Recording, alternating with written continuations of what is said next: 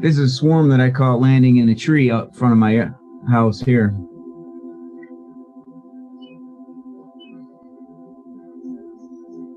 I'm not sure if that's...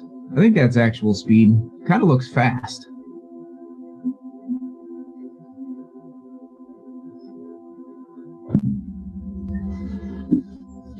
That was really neat. I found that, and I set a ladder up out front.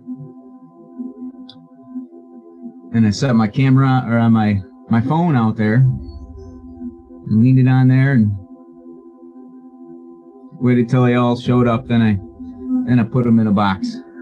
I had to take the opportunity to get that picture. It's pretty amazing, I think.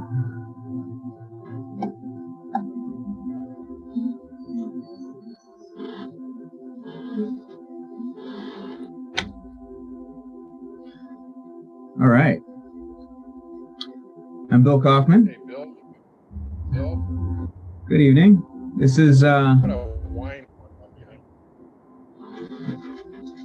a whine in the sound.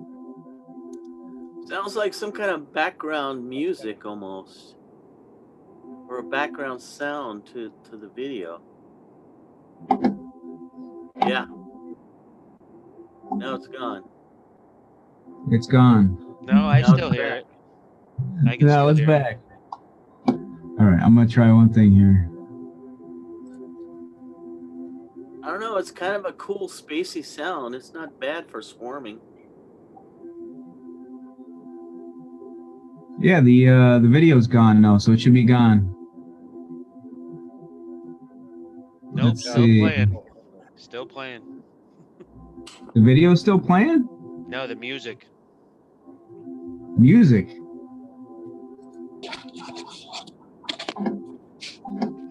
Maybe it's one of the Yeah. attendees that's not muted. It sounds like Right, sci-fi theater or something. I'm gonna put everybody on mute here, and then if you wanna unmute, More sound.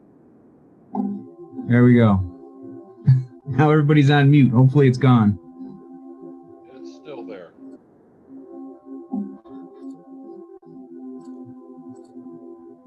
It's kind of Star Trek-ish. I like it. Yeah, like Doctor Who. Exactly.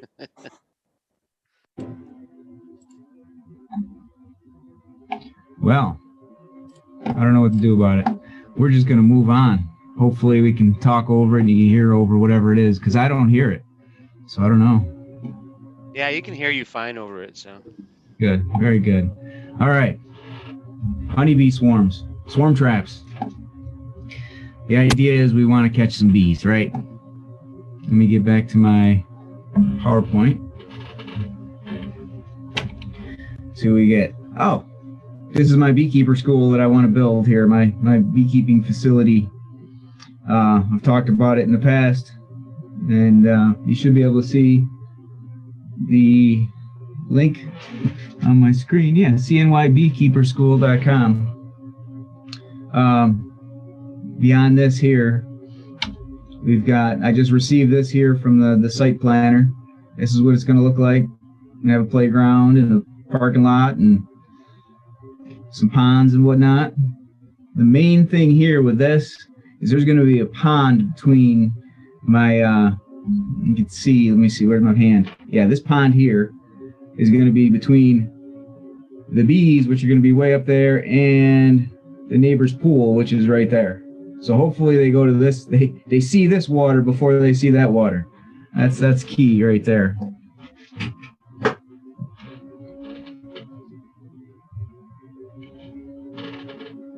So we're going to talk about building the hive or building the swarm trap,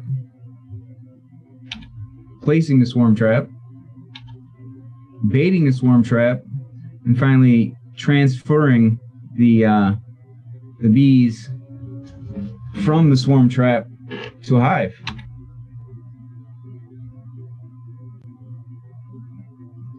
So what's your goal for a swarm trap? Does anybody have any? Why are you here?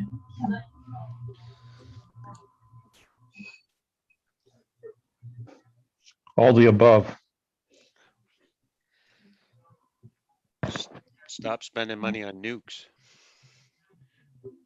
Stop spending money on nukes. Let's see what I got here. Freebies. There you go. Stop spending money on nukes. Obviously, once you get them, they still cost money, and you got to buy the hives and everything else to go with them. Replacing loss is a great way to go. There's a lot of us. I hear that this is one of the low years for survival rates. Increase. Maybe you want to. Maybe your bees have survived, and maybe you know how to split. Maybe you're buying more, and you just want an opportunity to get more. How about sport? Beekeepers usually like to do different stuff. You know, maybe like fishing. What's that? Catch and release swarms. I've got a swarm trap. You'll see a picture of it shortly here, out in the front yard. And it's had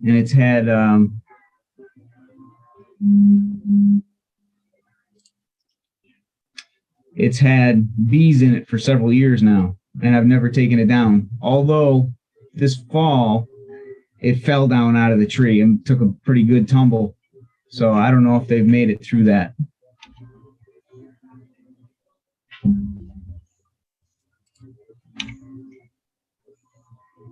My daughter's visiting me. Hey, Nat. Is it time for bed? Yeah, it is. Yep. Just a second.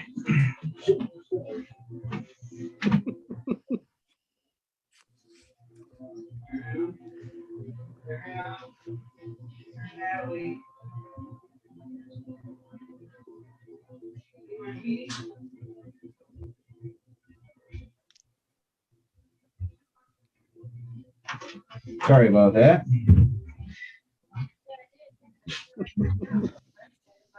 Too often they come in and get me. All right. Next. Fun part about being a dad. Yeah. Free.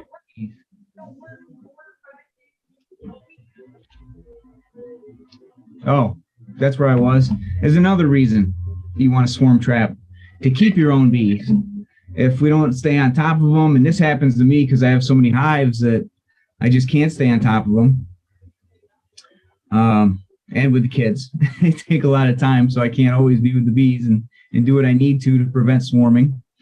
I've got tree hives out in the yard that they swarm, and you can't do anything about it. So I like to keep them around, keep my own bees. Genetics. I think genetics is a great reason for a swarm trap, because you're not going to get southern bees or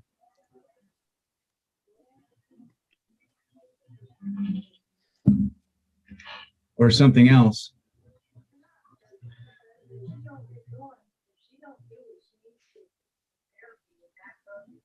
Somebody's giving me advice on this extra sound.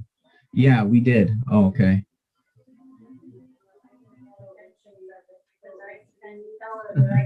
Watching on Facebook Live. All right.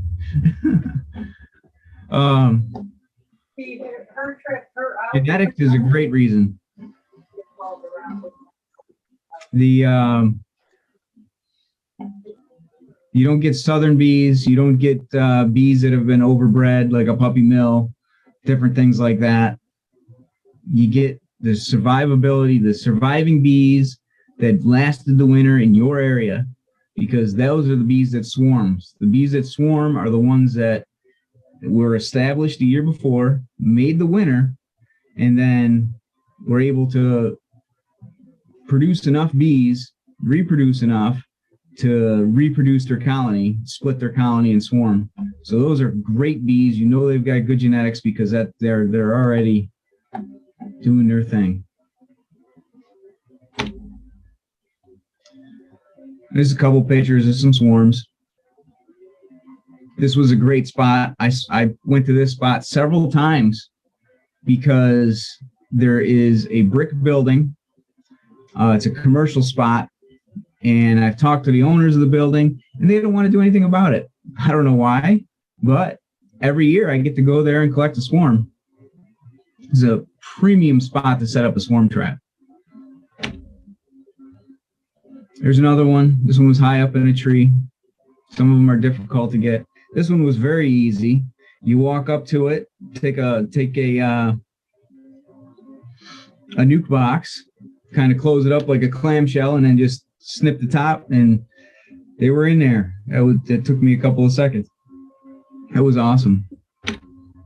There's another, little more difficult.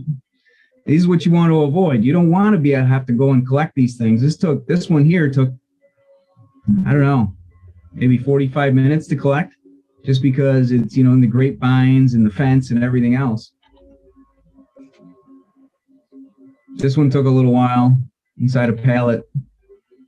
Just thought this was a great shot. This one's the size of my head, right?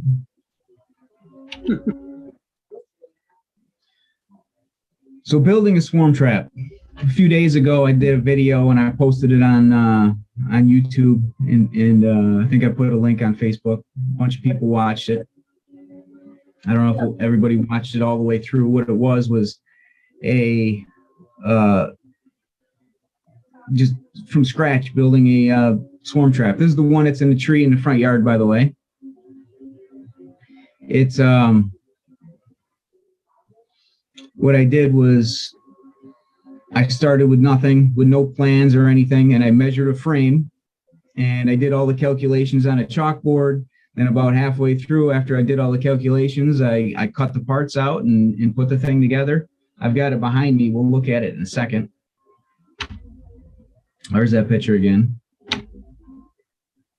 Oh, I got to share this, Well, one of the kids came in. My oldest daughter was with me collecting a swarm one day, and she was waiting in the truck. And you can see, let's see, how does this work? There we go. This is my truck. This is honeycomb.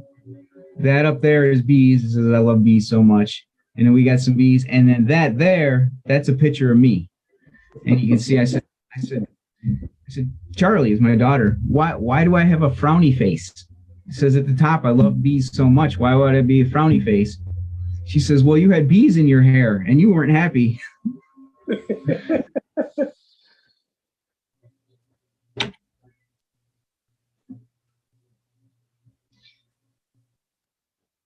Let's see. I think I want to go to the swarm trap. So I'm going to change screens here for a second.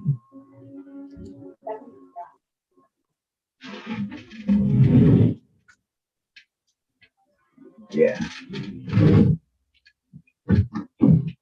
So this is the swarm trap that I built in the YouTube video. Just OSB board, pretty simple. Inside this hole, it has 1/2-inch hardware cloth, which will prevent birds from going in, because I'd rather have bees than birds. And then just a quick door that rotates closed. Now there's no other venting on this thing, so you don't want to set this in the heat. This has really got to be in the shade when you're moving it from one location to the other, and you don't want them to be in there long.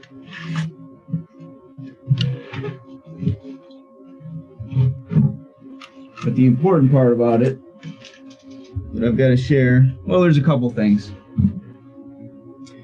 Size. Tom Seeley, he did this book here, Honeybee Democracy. This is all about how swarms, he observed, tried to figure out and decide what types of hives, what kind of swarm traps, what the bees were looking for in a home. And the whole idea with a swarm trap is the bees are going to be looking for a place to live. And there's plenty of places out there, because I know they find cavities in the sides of houses all the time. Everybody has holes in their houses that the bees want to find. There's also hollow trees, mailboxes, barbecue grills, all these other things that the bees say, this is a great spot to set up home. And the idea behind a swarm trap is that you want to give the bees the best piece of real estate on the street. They want to say, this is where I want to go, and everybody in my hive, everybody in my colony, you're going to like this place. Get over here. This is where we're going. And it's going to be your swarm trap. Because they will be looking at other things, and this will be one of them too.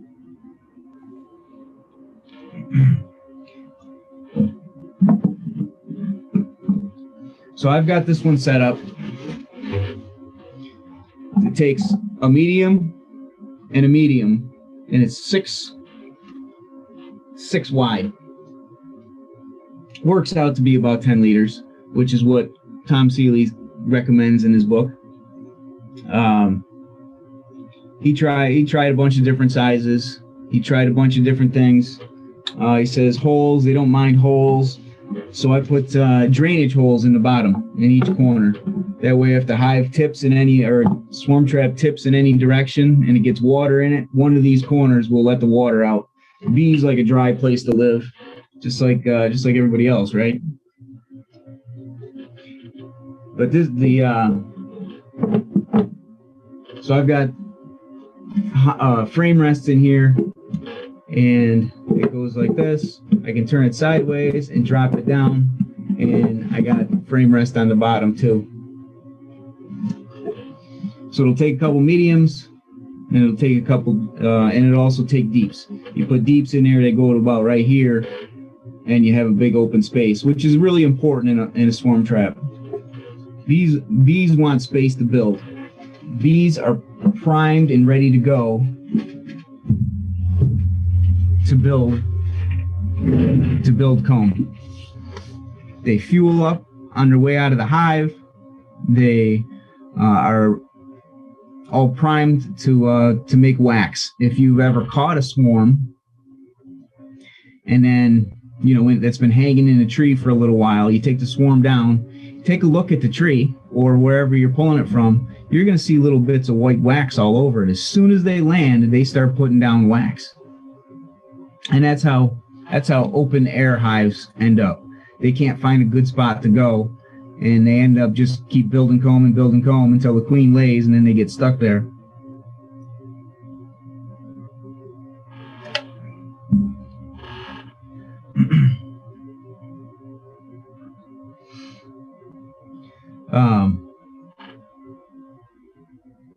So anyway, old comb's a great spot.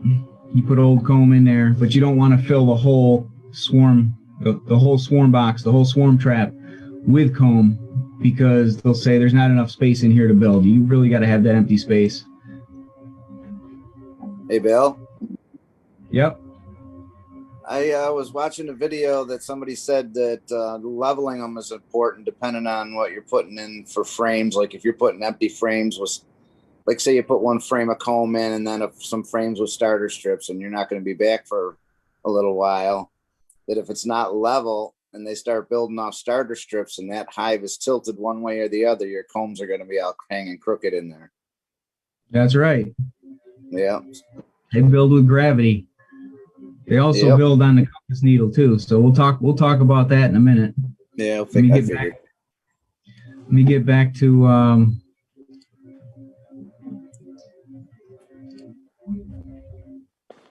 the PowerPoint here. Placing and locating. Google Maps. Google Maps is a great way to find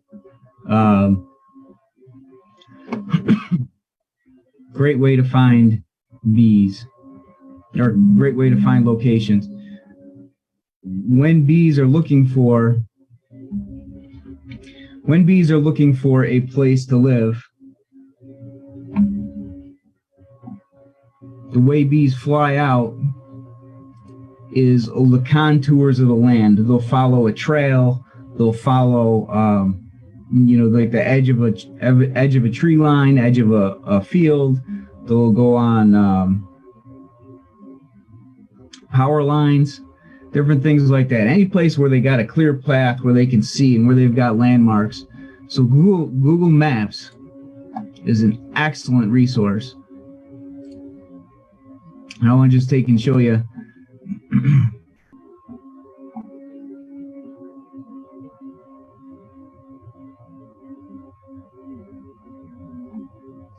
little bit of how it works.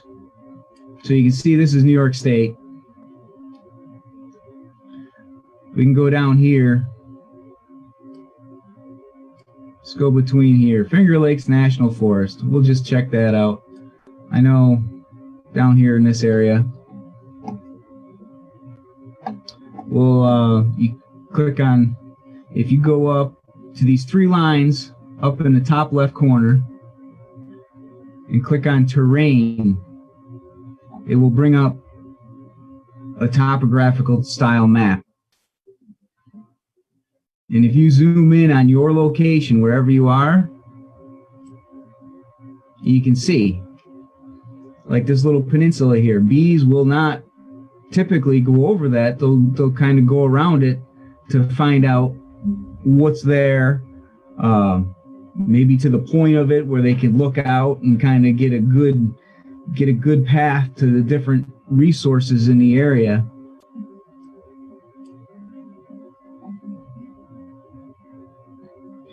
I'll go up to my place, and where I'm at, it's fairly flat.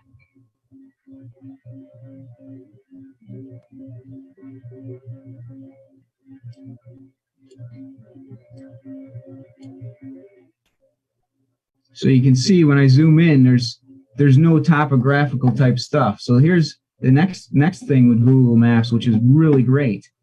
Go to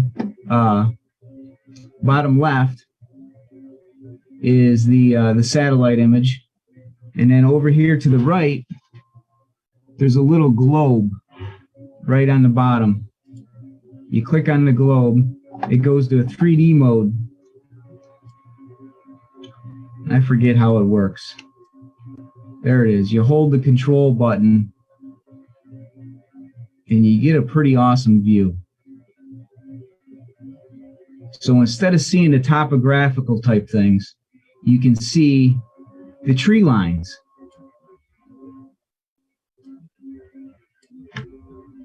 And holding control and the mouse button, you can turn it and tip it. I remember the first place I saw this was at, where was it? The Most? Or Wonderworks. It was the Wonderworks at the mall with the kids. And you can see a tree line. This is a great spot for a swarm trap right along a tree line, just like this.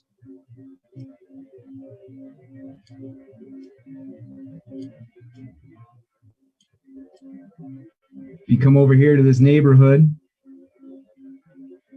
a bunch of scattered different trees throughout the neighborhood. You look over here, there's a big open field and some straight tree lines. Great locations for swarm traps.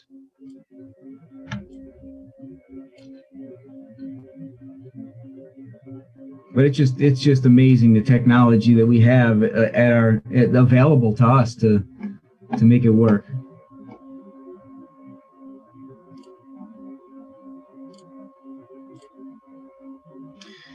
So after you figure out about where you want to go, you want to test your location. You don't want to just, swarm traps, if you got to buy the wood, they can be expensive to build.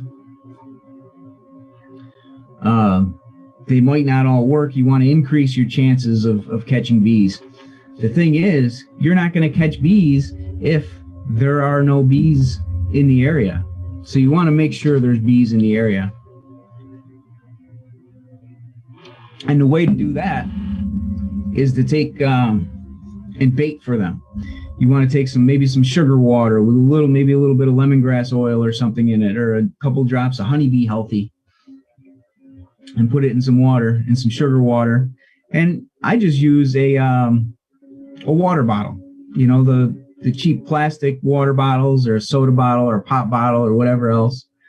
A plastic bottle and a piece of string. You poke a couple holes in that thing with a little nail or a little needle or something so little drops will come out. You bring it to your location and you squeeze the bottle So some of that comes out and you spray it on the tree or wherever you're going to have the bees. That way it kind of gets into the air and the bees can smell it. Which is why you want to add a little bit of lemongrass or some honeybee healthy. So that scent gets up in the air and the bees will say, hey, what's that? And come check it out. So you spray a little bit onto the tree or the area around there. And then you just hang the bottle up so the bees can come to that spot and let it where it's dripping out. You come back and you're going to see that, in a day or two, you're going to see that the bees have visited that location by the level, or there's going to be actually physical bees on that bottle. And if there isn't any and nothing's touched it, well, it's probably not a good spot. So it's really important to test your location to make sure there's bees in that spot. Permission. That's a great thing. If you're driving along someplace and you say, wow, there's some power lines going through here, or there's a nice trail over here, or there's a park, but I don't know if you're supposed to put things on public land in a park like that. So if you got somebody that lives right next door, you can say, hey, I'd like to catch some bees. I think there's bees in this spot. Can I hang a swarm trap? I'll give you a jar of honey if I catch something. Chances are they'll be like, oh, yeah, sure. Everybody I've ever asked always said, sure, go ahead. Find people are really interested in something like that. And if they're not, they probably won't answer the door anyway.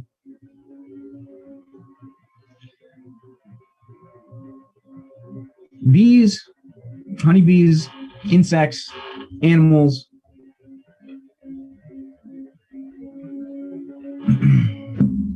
They're all in tune with what goes on. They seem to understand the flow of nature, the way things are set up. And they tend to go in the same spot every time. You can see this picture. This is probably a deer trail in the woods here. Other animals probably travel that. I mean, it's just, I see it clearly. It goes right down the center right there, right up here.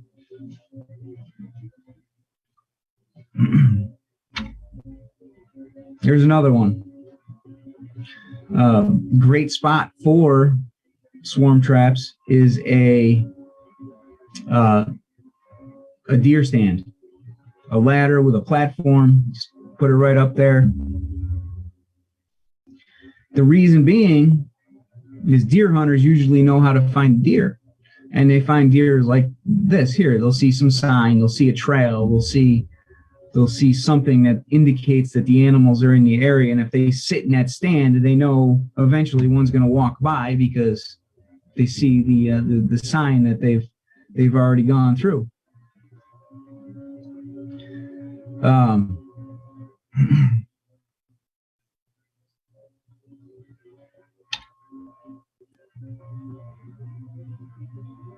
There's another swarm at my house. This one here couldn't find a way into the box. They landed here, and eventually I went through. I found the queen, stuffed the queen in the box, and they all went in. But every now and then you run across a swarm trap, or you see something on Facebook or whatever else. Hey, look, I got a swarm, but they're not in the box. They're just clustering on the bottom. What's a long trip for that queen? She may have been slimmed up, maybe not enough. She's tired, and she just finally gets a spot to rest, and she just rests on the box and never goes in.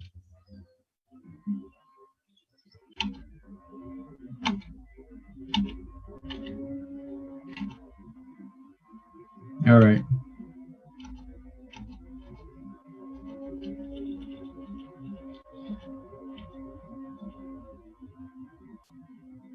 Oh, well, my pictures were messed up.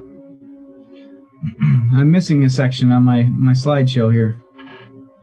That's all right.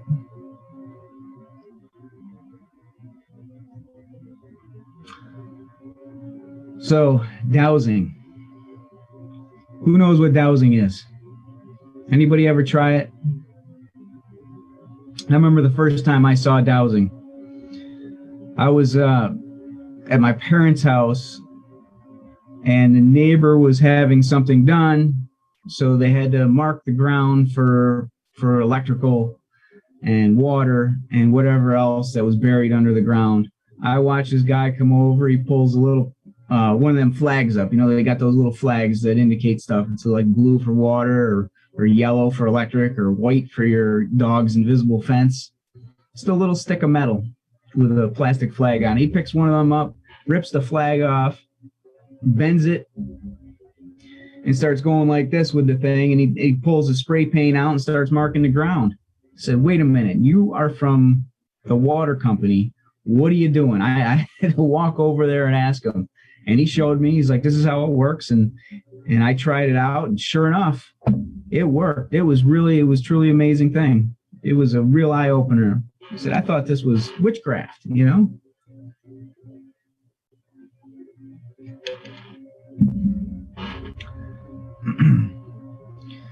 Hey, Bill. So the way it works is this picture here. I think these look like they might be copper. You don't want to use copper. Copper's for finding ghosts. And I haven't tried that one out yet. You have to ask the ghost hunters on that. But I understand the science behind dowsing for water. The way that works is water is a polar molecule, and as it flows, it creates a magnetic field, positive to negative, north to south, and a metal rod can pick up on that.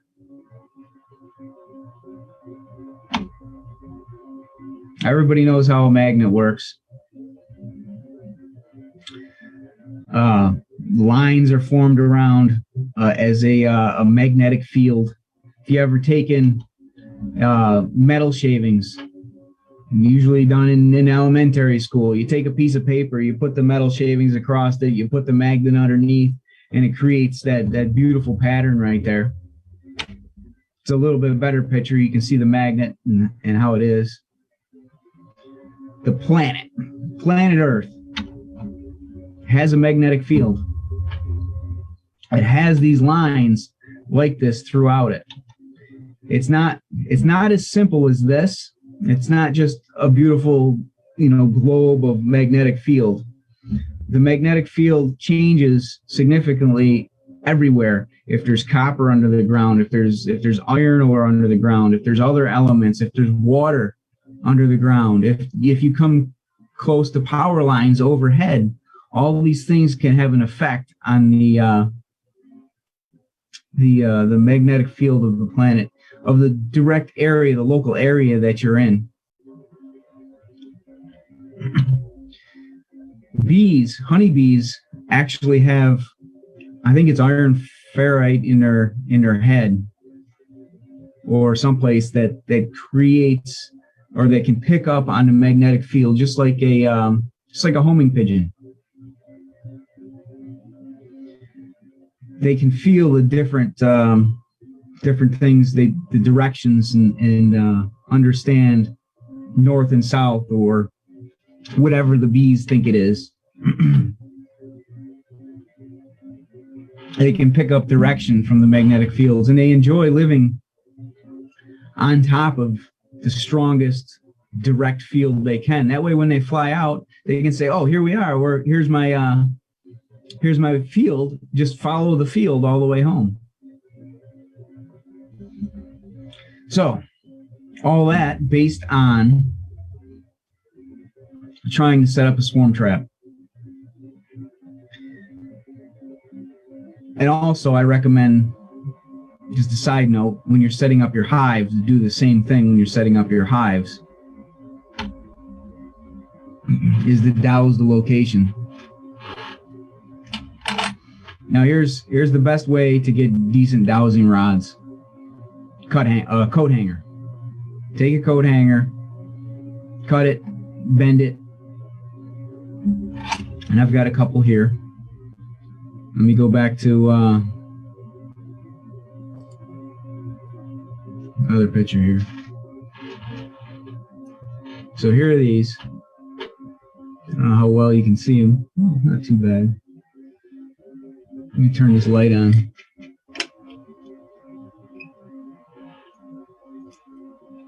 they disappear in the green screen. So anyway, these are coat hangers that I bent to turn into a dowsing rod. And the way they work, see, they're really trying to pull to the right now. Is you hold them in your hand like this, sideways like this. And what happens is, if you hold it level, it's going to move real easy. If you hold it down, gravity's going to hold it in position. And then as you tip back, it'll be able to pick up on the slight magnetic field, because a coat hanger is iron, and it will pick up on that. You don't want to use copper or anything else. Over time, I've developed a grip that is loose, and I can hold it just right. I've found different dowsing things on the internet where it's recommended you just take a drinking straw, slide it over. That way you can hold the drinking straw, and the friction of your hand doesn't slow or impede the movement of the dowsing rod itself. So I've got a class on this, and it's so much better in person to be able to get your hands on these things and try it out. Every time I found a swarm, every time I've done a cutout over the last year, I've dowsed a location, and I've had the homeowners that have called me and reported the swarm or the bee infestation in their home try out the dowsing rods, and the smile and the just the awes that you get when you show people how it works. Every time, these indicate the location of the hive. I said, don't tell me where it is, I'm going to find it. And I go out with these, and sure enough. So that's an in-person class coming up. Let's get back to the PowerPoint, see what's on there. There it is.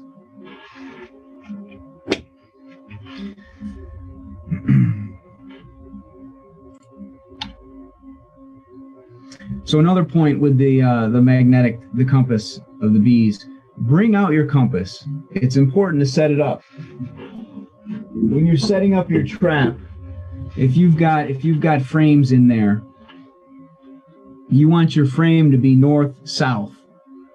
This frame should be north to south. So it should be, if this is east to west, they're not going to like it. This is something else I've noticed while doing cutouts. Every now and then I run across a hive that is not north to south, and there's really no bees in it. It's unhealthy, and things aren't working properly. When the combs are aligned north to south, it's a healthy hive. The bees know what they're doing, and they can. Something about the direction is really important to the bees. And because they tell me it's important, I'm telling everybody here it's important for the bees. North to south. So once you got it set up, you got it in the tree, and I don't recommend putting it up high. Just walk up to the tree and just set it on there, or set it on the side of a house or the side of a barn or a fence post or a telephone pole. Don't go up any higher than you're comfortable, because if you leave it up there too long, you get 30, 40 pounds in there, and it's going to be very difficult to pull down on a ladder. You want to be able to get to it and take it down without a fight.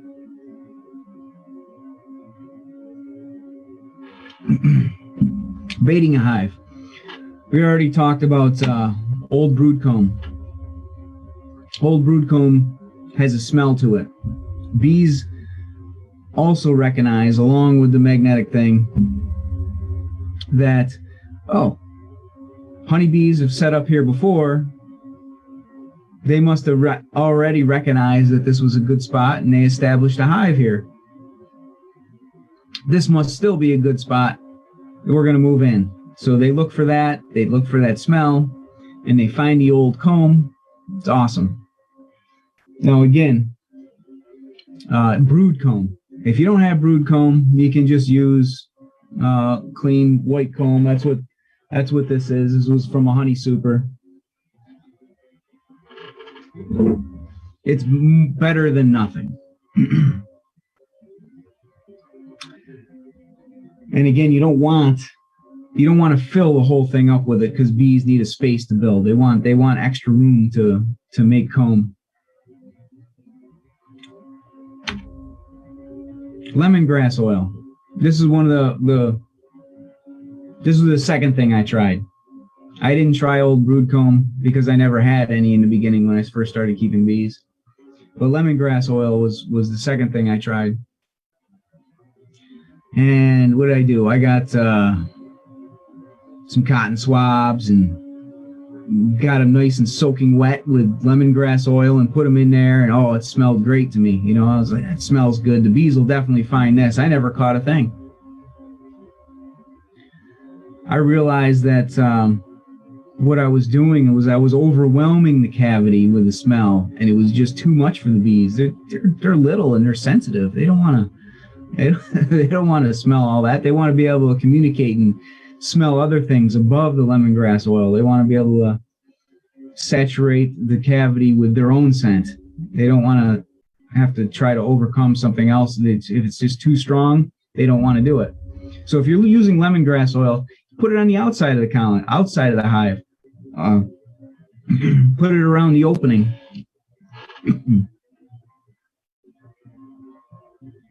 That way, when they smell it, they're attracted to it, then they go in and they realize that this is a nice clean space that they can fill with their own scent. After lemongrass oil was Swarm Commander. Swarm Commander is basically lemongrass oil. I think it might have a couple other essential oils in there, a couple of different things to help attract the bees. But I think it's great. Number one reason, it's a spray bottle. So it's metered. You pump it once, maybe twice, and that's all you need. It's not like the essential oil bottle you pick up at the store and you just dump it in there and it just makes a mess. That nice little pump is great for metering and control. And you get one little bottle, it costs $30. Well, if you catch one swarm with it, it's worth it, right? Bees cost what, $150, $200? So $30 isn't bad to catch a swarm. And I bought one bottle several years ago, and I've used it every year on several different occasions. And I've still got better than half of it left, so it lasts a while. Nasonex. You can get that as a swarm attractant. It's also, it comes in little vials. This is the very first thing I used, and that didn't work either. I don't know why. Maybe because I never tested the site to see if honeybees were in the area. Maybe it'll work now, but I don't buy it. The old brood comb is good enough for me.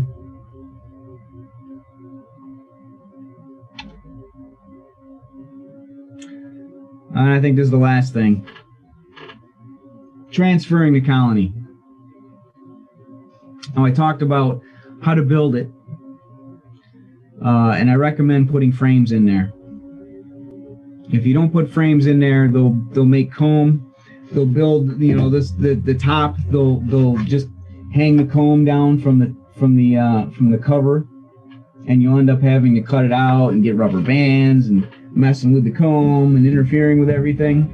Whereas if you just take put frames in there with starter strips, this will give the bees direction. The bees, as I said, like to build north to south. So this direction is that corner over there, that corner over there, say north, and then this corner over here is south. So we're looking at the east or west view of the frame. And when the swarm trap, let's see, I think that's the last slide. Let me go to, there's another one here. I thought Nope. That's it. That was the end of it. I don't know what happened to my... There was a couple more pictures. They disappeared. Let me come back to... Here we go.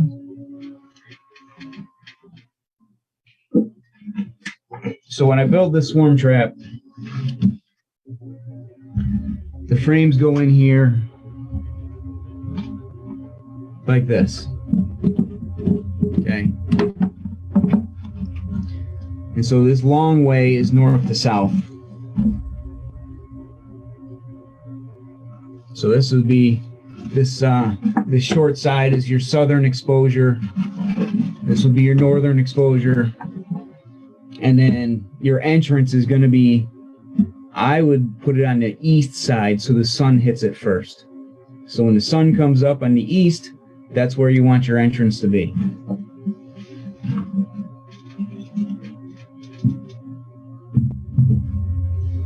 Oh, last couple weeks ago, I talked about a natural hive. And I recommended building a kind of a tunnel for the bees to go through. And I didn't put it in the swarm trap, and I never have, but I think I might try it.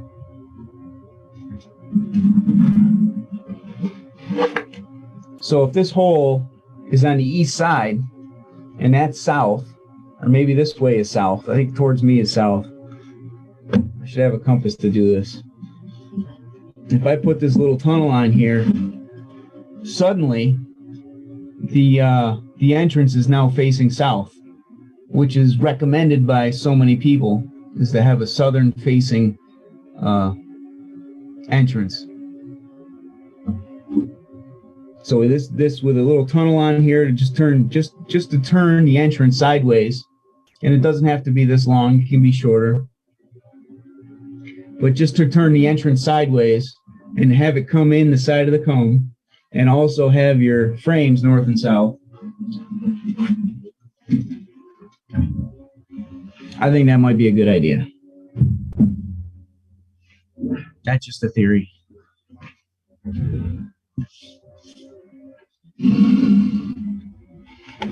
So we talked about a little bit about building it. The main design aspects is basically 10 liters, and I recommend, this book or watching one of Tom Seeley's swarm trap design videos, swarm box videos, where he talks about the different sizes and different things. Basically, it comes down to 10 liters square with, I think, 1.5 inches opening on the front.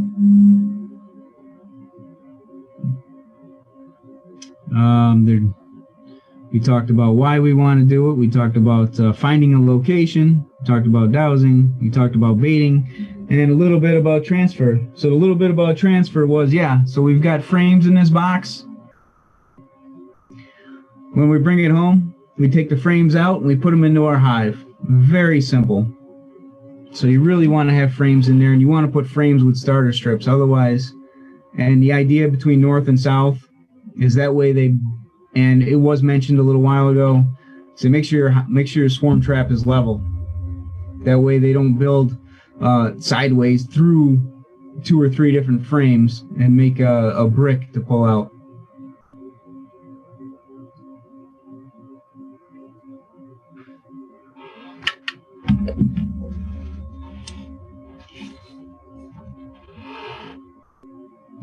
You ever Any tried questions? Neroli oil?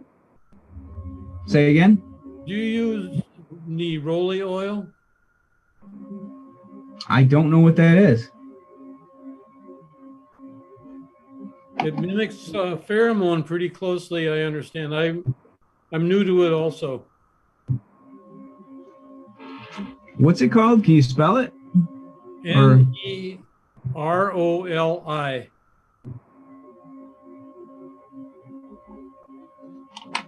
I'll have to check that out. All right. Another method is to tincture a dead queen. You ever do it that way? No, I've heard about it. And I forgot about that one. Absolutely. Yeah. Even watch Not many Chase people. these bees. You've got to have a lot of queens to make a tincture. Which means you've already had bees before, and you've had queens that you can dispatch to make yourself a tincture, which makes it. I understand that one will do. I've also heard of painting a mixture of alcohol and propolis inside the swarm trap will help. Yeah, that's probably a lot like Old Comb. It has the smell of an old hive to say, hey, bees have made a home here before. We might as well do it again. The alcohol wouldn't kill the smell of that? No, I think the alcohol. I mean, everybody does it so often, and like was just mentioned about a tincture with an old queen. You put the queen in the alcohol. The alcohol kind of draws out the stuff, and then the alcohol evaporates Oh, okay. and leaves behind the smell of the queen or smell of propolis or whatever you have the tincture of.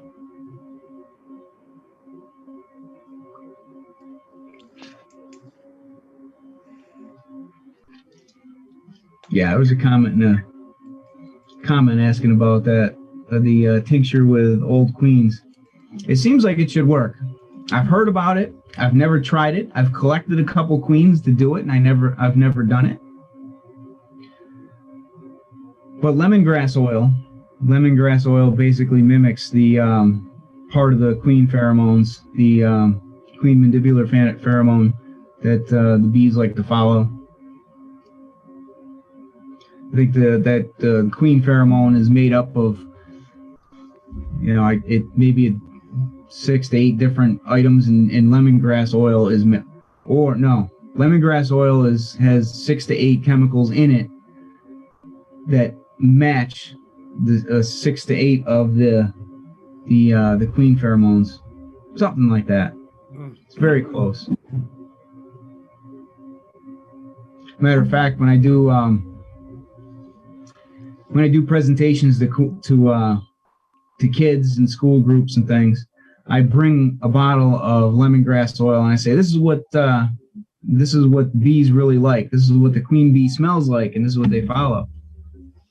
And I also bring some honeybee gone, which is basically almond oil, and the bees do not like the smell of almond oil. So I said, here's this.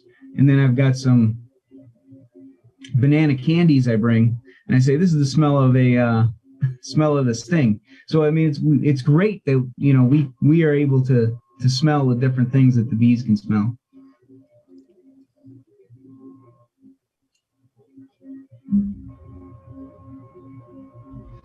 So does anybody bring pictures? I think I mentioned in the description, or when I posted this event, was to bring pictures of your swarm traps. I see Dave got some up there. See him in his background. Anybody else bring pictures or have success stories of how they've caught bees?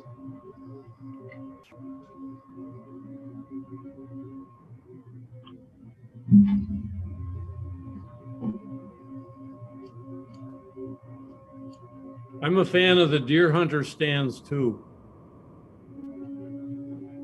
Deer hunter stands bring us good luck.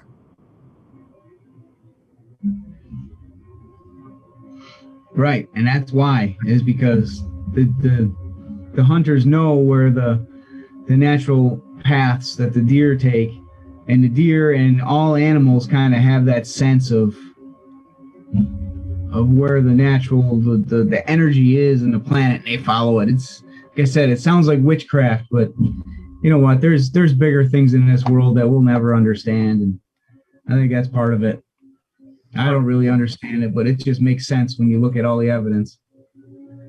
Our bee club actually maintains a website that encourages people to call in when they see swarms.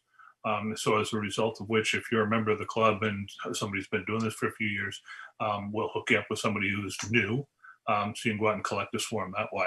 What I found is sometimes I'll go back out to places I've gotten swarms before and just put a trap there.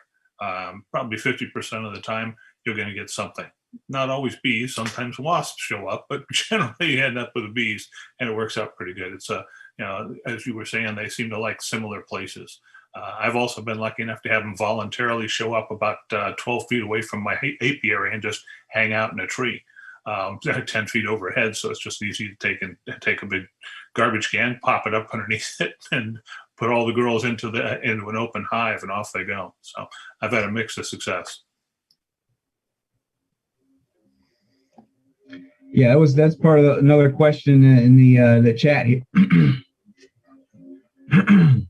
Should you not put a swarm trap too close to your hive? Or to your hives, to your apiary? I've seen, now maybe they've come from my own apiary where the swarms have landed in trees just, just a few yards from my apiary. So why not have a swarm trap there? Maybe, if you can get 100 yards away, that'd be great. I've gone to cutouts where I've seen, and you can hear the queens piping in the wall, and you can see the activity that's going on. And you know that hive is going to swarm, the colony is going to swarm. So when I always carry an extra swarm trap in my truck. That way, when I'm looking at a job to remove bees from a wall or what have you, and I see that behavior, and I know I'm not going to be back for a week or two or more longer, I say, let me put the swarm trap up there. And more often than not, the bees do swarm, and they go right into the box, right into the swarm trap. So when I get back, I don't only have the colony that's in the wall, I also have the colony that's in the swarm trap. So I've got both, and hopefully the virgin queen has made her safe return. If not, at least I've got the old queen, and I can merge them later on. So putting a swarm trap too close, I don't think is a thing. I think you can leave it right there within 15, 20 feet is far enough away. If you put one a little bit further, you might have a little bit better luck. But when the bees come out at first, they really have no idea where they're going. They know there's places to go out there because there's always scout bees checking places out, and it's just a general behavior they do all year long. And so, look at that. Let me check that out. And that way, when they do swarm and they land in a tree, that's when the narrative of this story goes on. Is they decide where to go once they leave the house, once they leave the original hive. Then they find another place. So if you've got the best piece of real estate, they'll say, check this out, this is where we're going. And that's the whole idea behind making a quality swarm trap. And it's basically just size and location.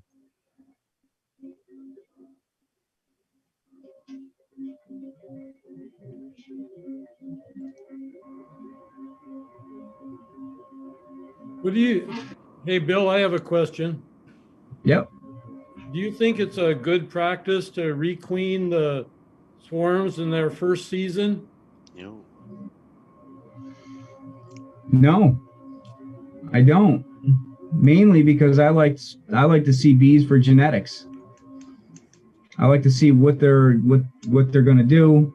Now, some people say, well, if the bees swarmed, they're swarmy bees and they're always going to swarm. That is not the case with natural feral colony swarms. Maybe if you got and I've done this before, I've caught swarms with marked queens in them. In that case, yeah, probably requeen them because they've already come from a breeder because they're marked. And they're already probably come through the winter and they're a year old. Right. But that's okay too, because the queens do the best in the second year, is what the research says. But if they're a feral colony swarm, they may have different genetics than what is available through purchasing bees.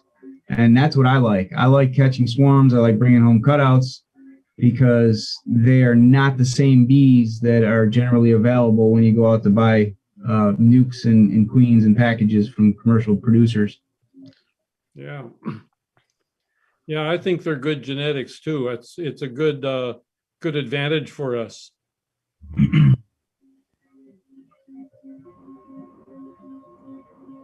I have a good source to scout out satellite imagery, and that's a website that's called beescape.org.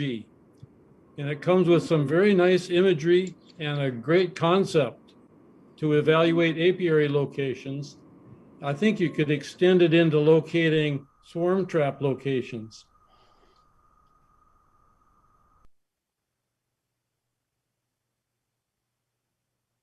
Yeah, I've seen Beescape. They what they gives you basically a score of forage available in spring, summer, and fall, and the amount of bees that might be in the area and different things like that. The availability of resources based on satellite imagery.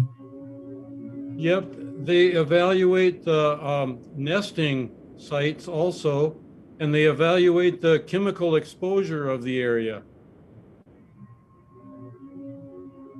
Oh, that too. That's a good point too.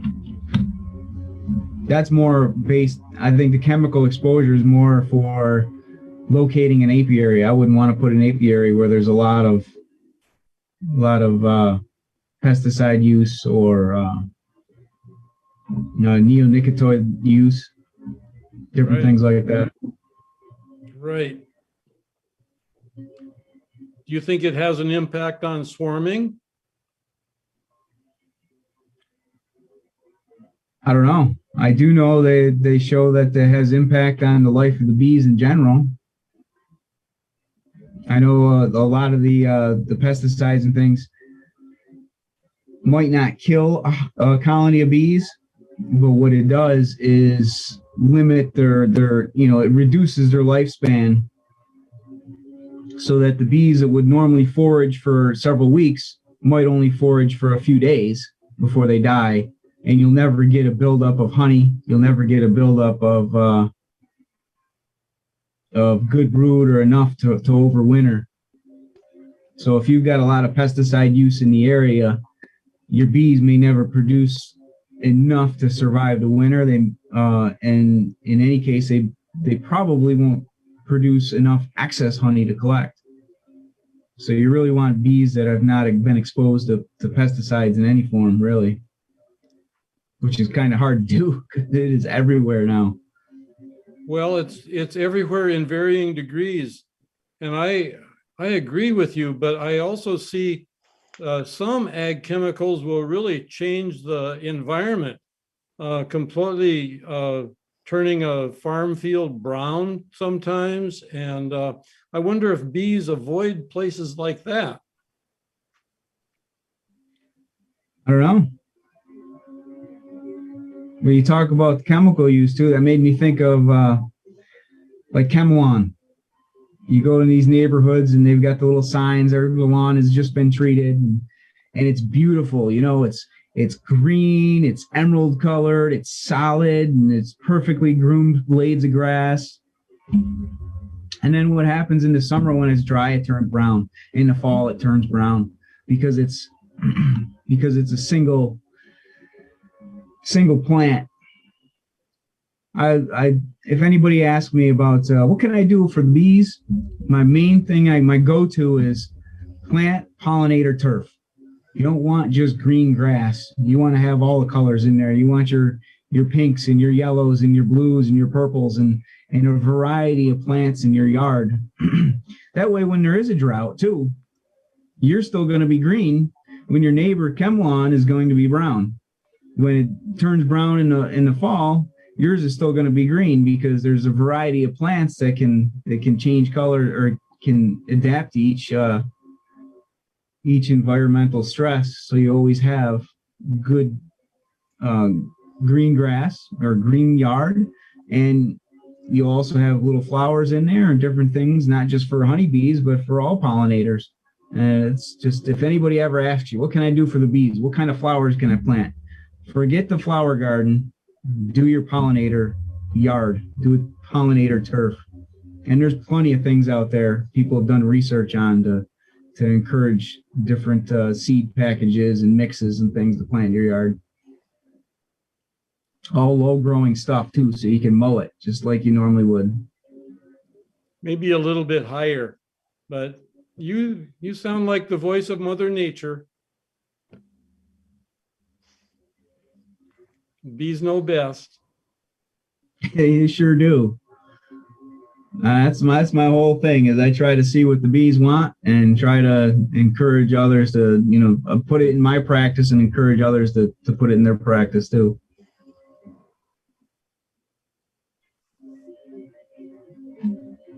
Well, it was a real good presentation. I appreciated it quite a bit. Thanks. Was it, just out of curiosity, we started out with a funny sound in the background. Is that still there or has that gone away? No, it's still there. It goes away while I'm speaking. Yeah. I don't hear it at all here right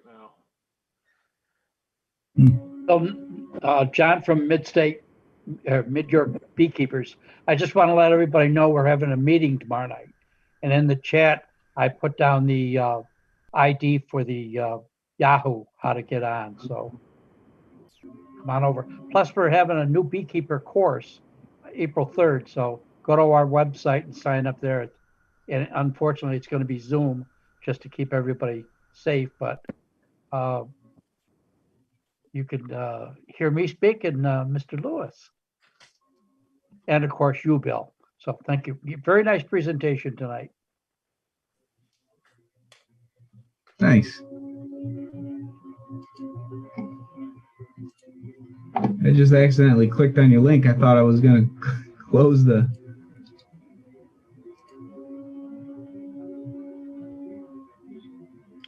So it works. It's in the chat and it works because I just clicked on it and it opened up the Cornell website, cooperative website.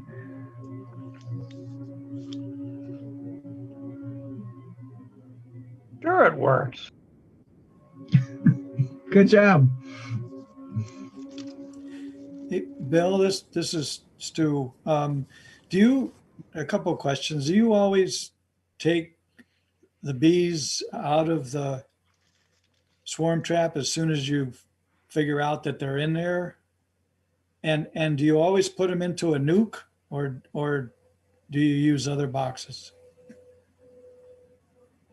Oh no, I put them into a regular 10 frame hive or 8 frame or even a nuke, whatever I have available, because sometimes resources are short. But I've got one, the picture I showed of the tree out in my front yard with the swarm trap in it. Like I said, that's been there for 3 years. Bees have been there for 3 years. So I don't always take them down right away. I think what you're asking though is, if I see bees in the swarm trap, do I take it down right away? No. What you want to do is observe that the bees are bringing in pollen. If they're bringing in pollen, they have established in that box. If you don't see, because you could have 100 bees flying in and out, just, there could be scouts just checking it out. And there's really no swarm in there. There's no colony of bees in there. They're just, just a bunch of bees checking it out. Or they might be, might be a little bit, if you put old comb in there, maybe there's a little something in there they're collecting. So really what you want to do is you want to observe the swarm trap. And once you see bees bringing in pollen, you've got a colony, and then you can take it down. Yeah, that's helpful. Thanks.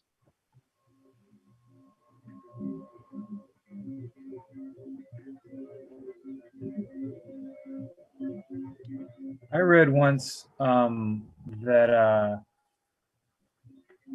you should have like maybe 5 or 6 miles between you and a swarm, where you put your swarm trap and where you want to place the the colony eventually to prevent them from returning to the original location. What's your experience with that? Is that something that's commonly done?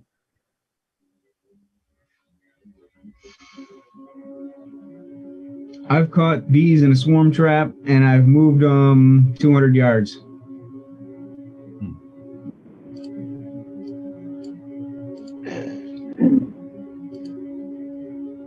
And it seemed to work just fine. There's that rule of thumb where they say you can move a hive 2 feet or 2 miles, or 3 feet or 3 miles. And that's basically saying, well, the bees know where they're at because they find their hive they locate their hive by geographic location, by GPS, whatever the bees use. If they use those magnetic lines in the magnetic field, or by reference like reference points in the landscape, they come down and they follow all those points, and then they get within so many feet of the hive. Then they use their eyes to see where the hive actually is. So you can move it a couple feet over, and they'll recognize that. If you move it several miles away, they're going to come out of their hive and they're going to say, "Whoa, the whole landscape is different, or the angle of the sun is different." So we got to reorient. The idea behind moving the hives only a little bit is if you move it, say, a half mile away from their original location, they're going to fly out of their hive. And when they're going to say that, oh, this looks basically what I'm used to. So after they do their foraging thing, they'll fly back to the original location, and their hive is going to be gone, and they'll never find their way back to the other place. But I've moved hives. If a swarm is just moved in and I watch it move in, and at the beginning of this before I actually started, I had a little video up where the bees moved into my garage. Well, that evening, what I did was I closed up the box that they moved into, took it out of my garage, and moved it about a quarter mile away from my house. And no bees ever came back to my garage. They all stayed in the hive over there. So there's a point where they move in, and then they've got to come out and they reorient.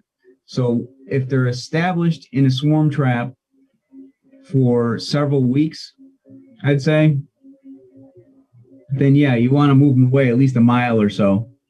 Or you do something to change it, like you stuff grass in there, you do things to make the bees feel like you turn the hive, so instead of the sun coming up on one side, it's coming up on the other.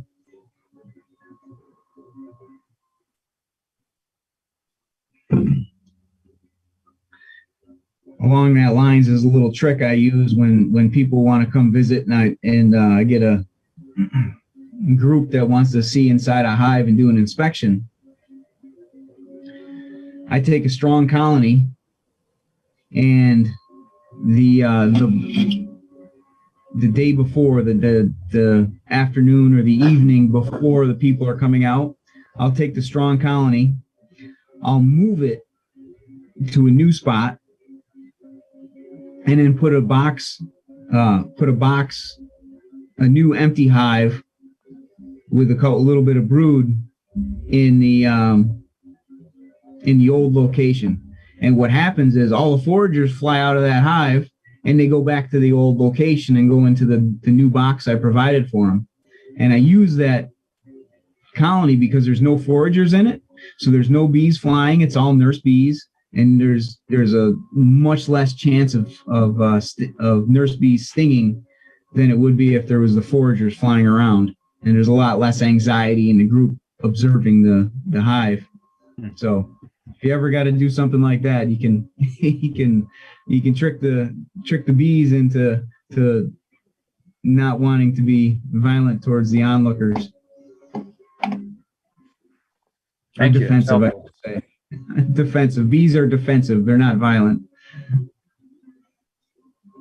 Not sure where I learned this or heard of it, but when I transfer from the trap to the final hive, I've gone and taken a brood frame out of my long hive and thrown that in there kind of as an anchor.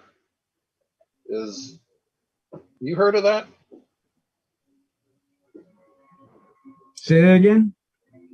I take a brood hive out of a resource hive into the new hive that I'm transferring my swarm bees into, and kind of use it as an anchor to keep them there. Okay, I got you. It's you said brood hive. You meant a frame of brood. A frame of brood. You put a frame of brood in with the bees, and the bees don't want to leave the brood behind, so they stay there. Yeah, Correct. that's a good trick to keep the bees there.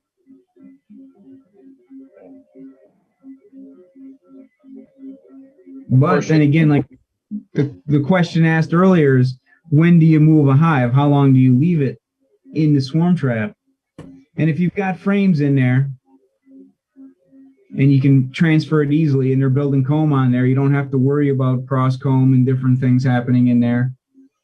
If you leave it in there long enough that the queen starts laying and they're raising their own brood, when you do transfer it, they've already got the brood there with them too. So if you leave them in the trap a little bit longer. Yeah, this was an indication that I basically, they moved into the trap. I brought them home and the next day moved them into a hive. So it wasn't like they had really started laying their own brood at that point.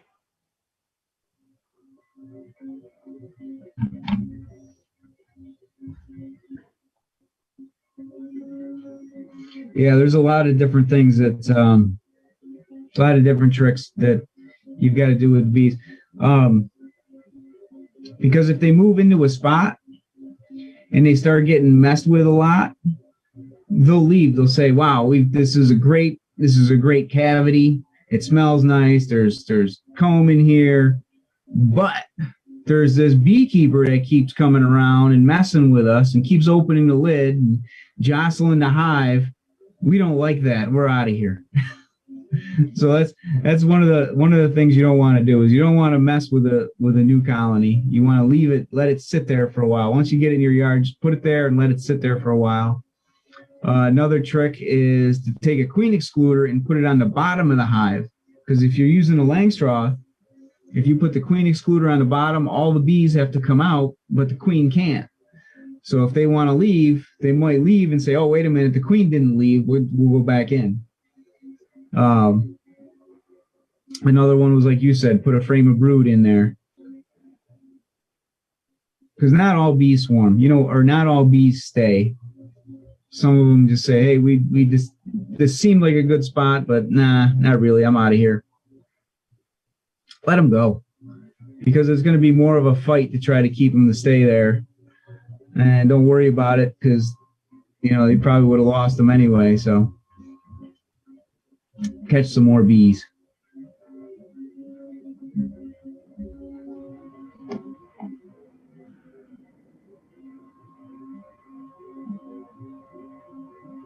Let's see, question in the chat here. Do people catch swarms regularly or seek them out regularly? Both. Yeah, people do. I do. I got my name out there enough. I put my name out there on Facebook everywhere.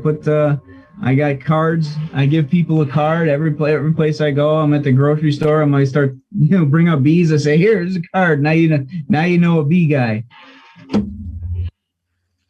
Everywhere. So I get enough calls where I get a lot of them. I end up passing some along too. I think I've got one of those cards someplace. You probably do. I've seen you.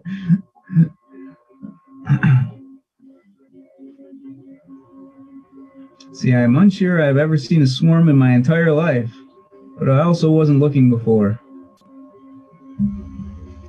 Yeah, there's something. My first swarm, I was driving along and I was on my way home.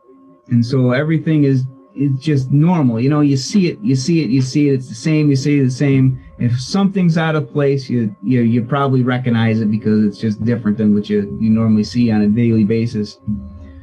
Coming around the corner, you know, they got the arrow sign that says, you know, the corner's coming up, yellow background with a black arrow. The arrow was missing.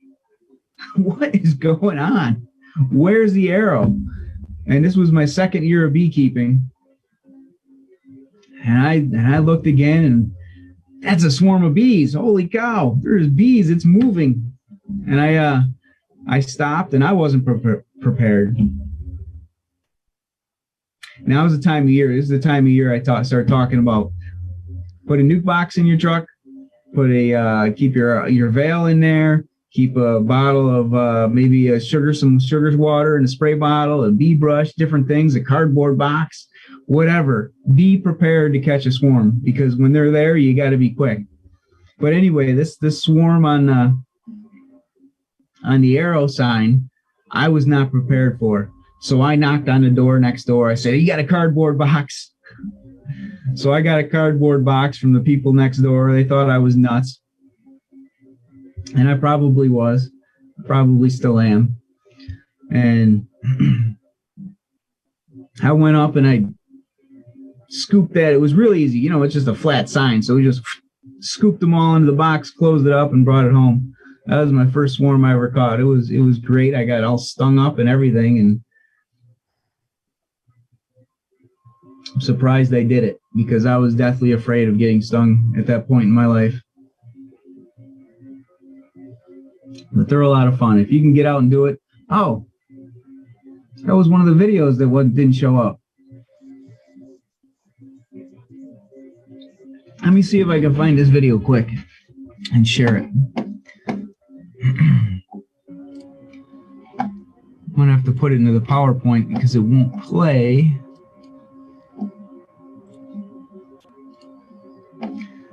The way to catch swarms, there's a lot of different ways. There's if you walk up to a branch, there's the shaking method. You put a box, open box underneath, and you give it a good shake, and the cluster just drops in the box.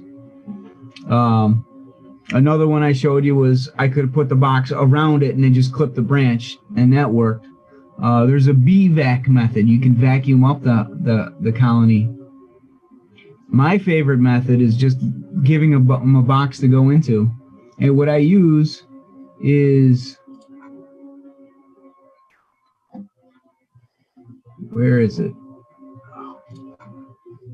What I use is a cardboard nuke box with a frame of old broodcomb in it.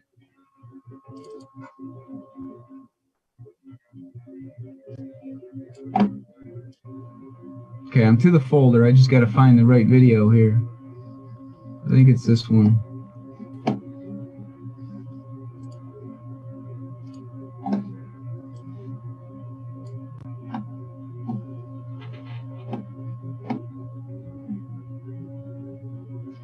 Now it's got to load the video into the PowerPoint. I got to adjust it. Center. Middle. Playback.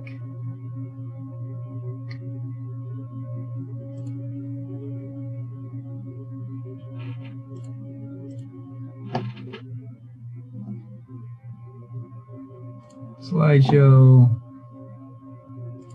Current slide.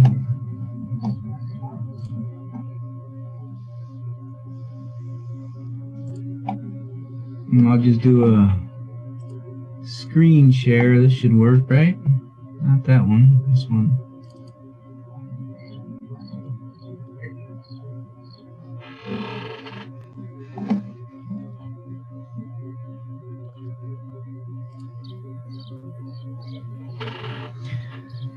So the bees, they were on a branch in a bush. There was really no way I could cut it out. And so basically I just, you can see the cardboard nuke box, put it next to it. It should be playing.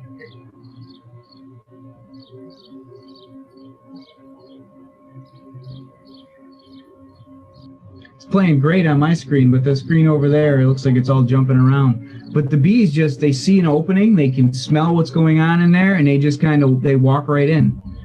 They flow in. I mean, it takes a few minutes for them to go in. It's not a fast method, but you get all the bees. Sometimes if you pay attention, you'll actually see the queen walk in. You can either grab her and cage her, or just let her go in there. And once you know she's in there, you know you got your swarm.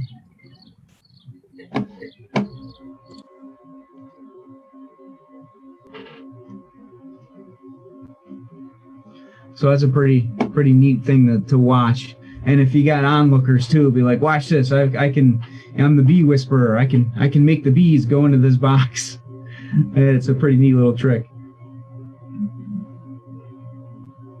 And then then you hand them your card and say, hey, next time you hear this or you're talking to somebody, be like, I know this guy. And people like little magic tricks. So it makes them remember you. My video off picture is one of a swarm I caught last summer, and I still kick myself for not taking a video of that. Those are just still pictures because you could just watch the bees marching into the entrance between the two globs of bees.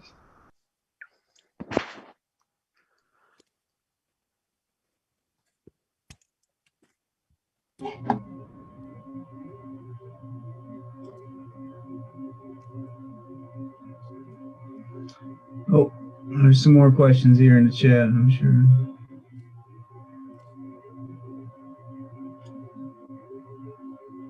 How many here didn't pay attention to flowers until they became a beekeeper? Yeah, I think that'd be a common consensus there too. So yeah, I didn't. I know I didn't.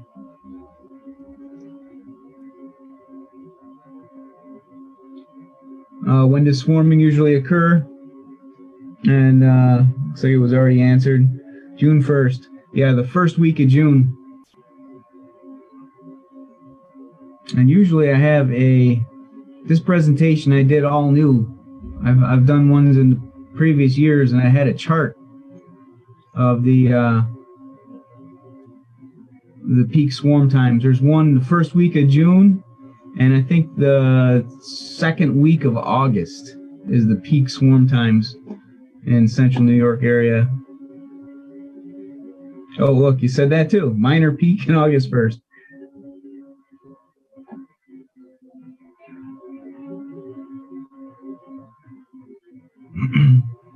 Sorry for stealing your thunder. Well, if I read all the questions, I didn't have to answer it. But maybe some people aren't looking in the chat, so thanks, Dave, for answering. Wish I had that chart. It's a cool chart, too.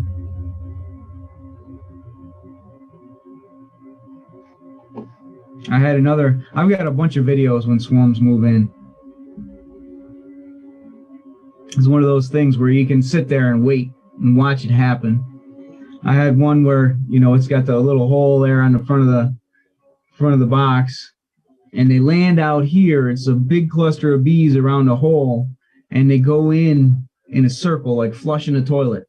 They just rotate around, and as they walk around, and they get closer and closer, and they go in. That's a neat video. I don't know where that one is, but that was cool too.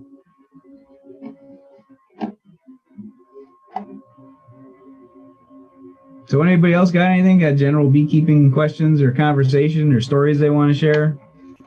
Usually I sit here until 9:30, or no, it's 8:30. Usually I sit here till 9. So if people want to talk, it's your opportunity. Yeah, the video there where the bees were going around in circles, were they going clockwise or counterclockwise?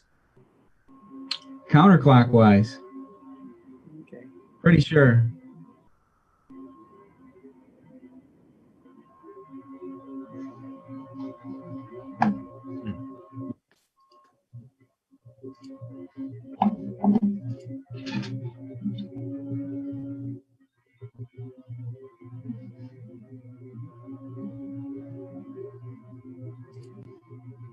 Which way does the toilet flush? Anybody know that? I've got no idea. Depending on what country you're in. Or what hemisphere, right? Yeah. Does the toilet flush the same way the bees circle around a entrance to a swarm trap? That's the question, right? I think it's clockwise.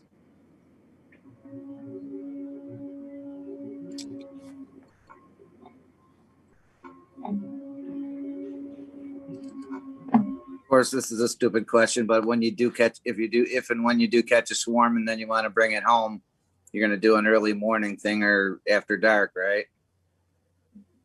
Oh yeah, that's an important thing too. Because if they're established in that box, they're going to be out foraging, and you want to get as many foragers as possible. So you're going to want to do it when the foragers are not foraging, which is right, either early morning or late evening. So that I'd throw that one out there. Good point. Well, if it's a swarm, when do they start to forage? Immediately or? Right away. I've seen swarms. I've seen, swarms in trees with bees with pollen on them. They just do it. A lot of the times I've seen where I've missed swarms. Somebody calls me up and says, hey, I got a swarm of bees in my tree next to my house. You want to come collect them? I say, yeah, I'll be right there. And I get there and the bees are already gone.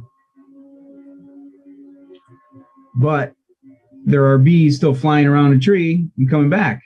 Well, when a swarm lands, what happens is, they go off and they both forage and they scout.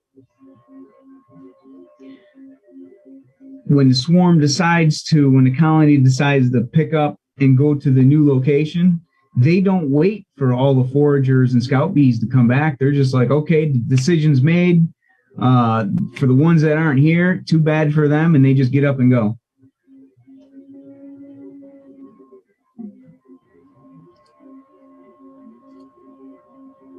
Now that made it a little confusing on you when somebody asked the question about when do you know that they're established in there, and you mentioned that watch for them to bring pollen in and out.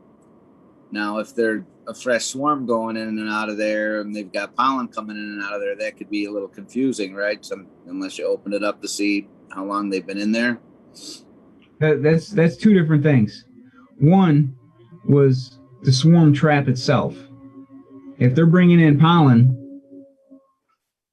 there's a colony of bees inside that swarm trap. They're not going to bring pollen into an empty box. The other part was a ball of bees, the colony hanging in a tree. And I've seen bees bring pollen back to that colony hanging in a tree. That's because the colony is there.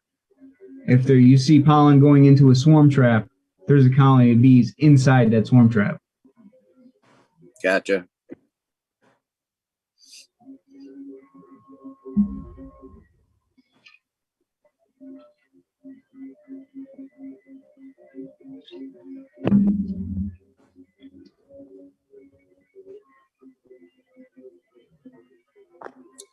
Been kind of racking my brains a little bit, and there never seems to be a good answer as just to use nuke boxes with frames in them and hang those up in the trees and try to catch swarms like that, or hang them on a tree, whatever, instead of building all these extra swarm boxes that you have to store and hang somewhere when they're not in use.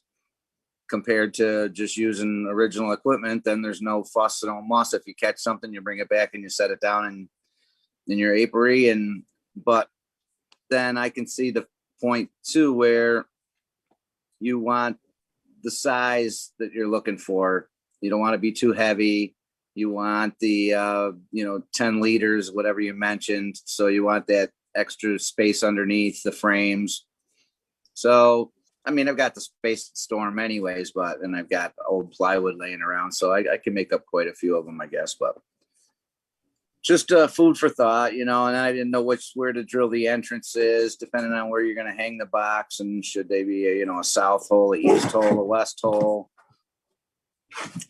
I guess you can make them up different ways if you want to, I guess.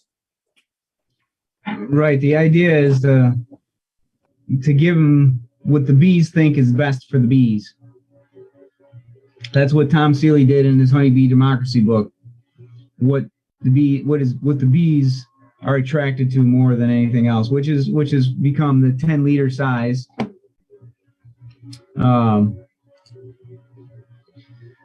The 1.5-inch hole, the extra space in the box without extra comb, the smell. It's also the direction of the comb.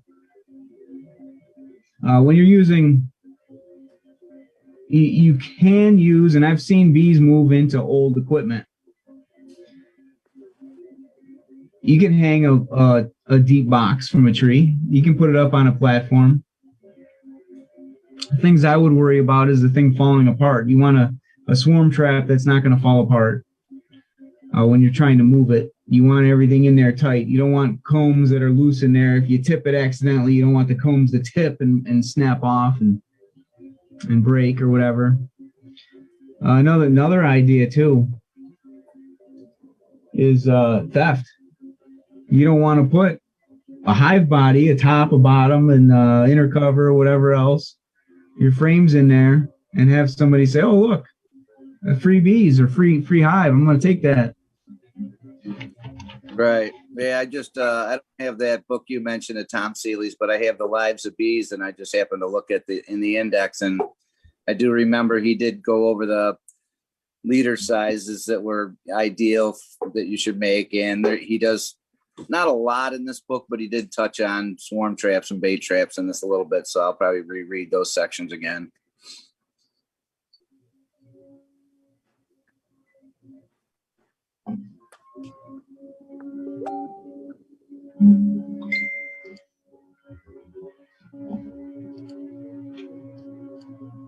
I found a video of the bees circling the hole, but I clicked on it and it is not playing, and I don't know why. Just one of those days.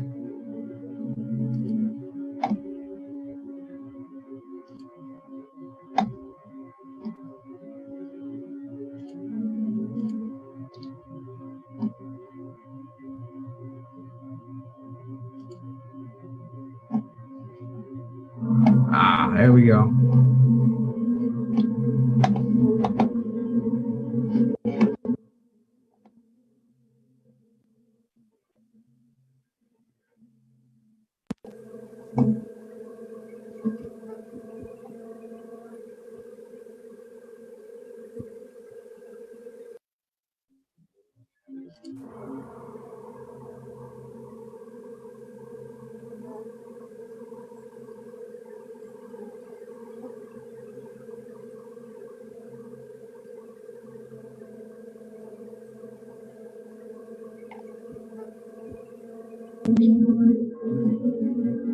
So I'm looking over at my other screen over there where I've got the Facebook feed going, and it looks like it's really, the video is really jumpy, where it's smooth on my screen. I'm going to try it again, and there's this little button that says optimize for video clip. See if that works. See if it gives us a smoother picture. Yeah. Not really. That was better on mine. A little bit. Oh, you can see. You can see how they're circling around. It's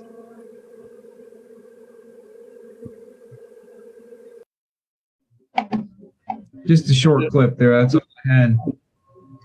So I didn't see the circling the first time. So what were you doing there, Bill? Did you trap them and you were letting them go into a hive? That was a swarm I watched move in. Oh, they just moved in on their own. Yep. Yeah, I was blessed to see probably 6 to 8 of them move in my driveway this year or in 2020. And I think when I first moved to this house and I brought my bees over, they swarmed several times. Like I was, sit on the back porch, look out my bee yard and say, oh, look, there goes a swarm over the house, across the street and into the woods. In 2020, several years later, after I watched a bunch of swarms fly over my house, all of a sudden they came from the woods, came across the street and back to my house. So letting a few swarms from your apiary go is probably a good thing because they establish themselves out there someplace. And then when you're low on bees, they come back. Yeah, I had three of my 4 hives swarmed last year. I could have caught one of them, but I really didn't want any more hives, so I let them go. Maybe they'll come back. Yeah, they're out there for you when you need them, I think. Or I'm coming to find out that I'm more and more that I got a lot of beekeepers around me, so maybe I'll catch some of theirs. I'm in Tully, and I got some guys that have some yards down in Lafayette, and then some in Tully, and Stewart's probably close by. Maybe we'll catch one of each other's. Or I had 3 swarms that I know of mine leave last year, but I'm home every day and I got them all back, so I got lucky. I don't know if there was any more than that, but. And so I made 5, started with 2 hives. I got 5 that went into the winter, and they're all still doing good. I posted a video today on Syracuse beekeepers, 28 degrees. And the sun was hitting that tar paper, and the bees were flying today. They were happy. Yep. So I got another note in chat here. I've been saying 10 liters this whole time, haven't I? Dave writes 40 liters. I think I got that wrong. I think what it is the 10 frame deep is the size, which I think is about 4 gallons. So it would make sense is about 40 liters. There's 10 gallons. And now I don't know. 10 frame deep is the size. Swarm trap I designed here is I do remain 12 frame medium. About the same size as 10 frame deep. I do remember reading 40 liters someplace. I think you're right. I'm no good with the metric system, but I know what a liter of soda looks like. I think 4 liters is roughly a gallon. Correct. I don't know. Now I'm confused. My brain's all messed up on that. I think you're right though. 40 liters. Yeah, I think that's what Tom Seeley said in his book was 40 seemed to be the ideal of all sizes that he tested.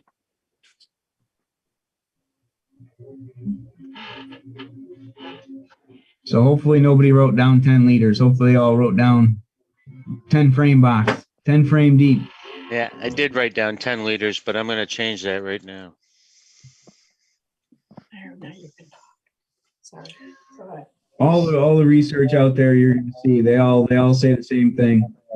So if I'm different by saying 10 liters, you know I'm wrong. And it happens all the time. I'm human. I didn't know how to spell liter, so I put 40L in the. That's right. I got the idea. You're gonna have to do a presentation when you're ready for this, because you got all the answers in the chat. You can do your own meeting.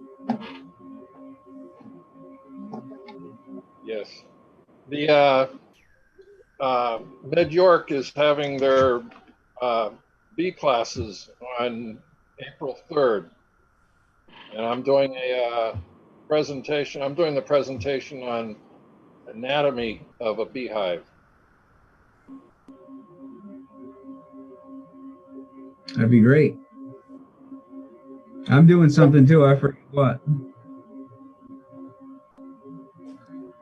We'll figure it out before we get there. And tomorrow night is the Mid York meeting too. You can get on It's probably posted on their site someplace. Mid-York Beekeepers.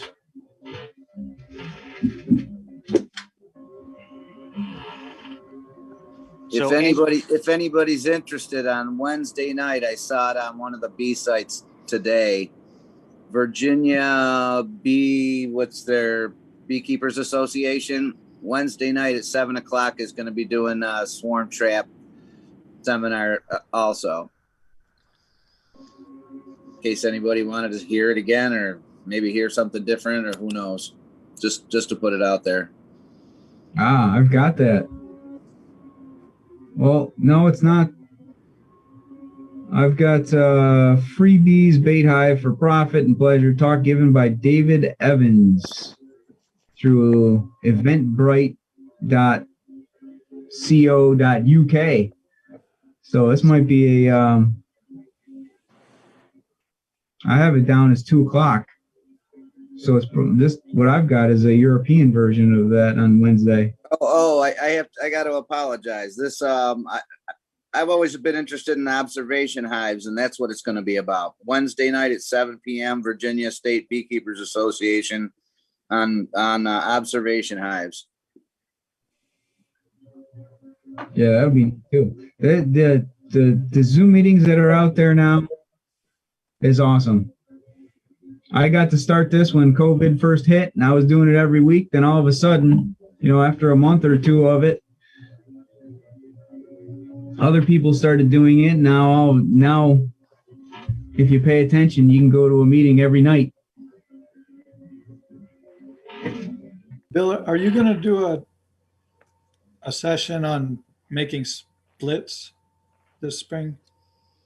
I am.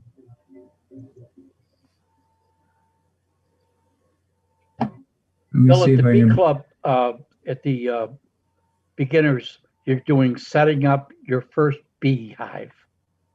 Oh, yes.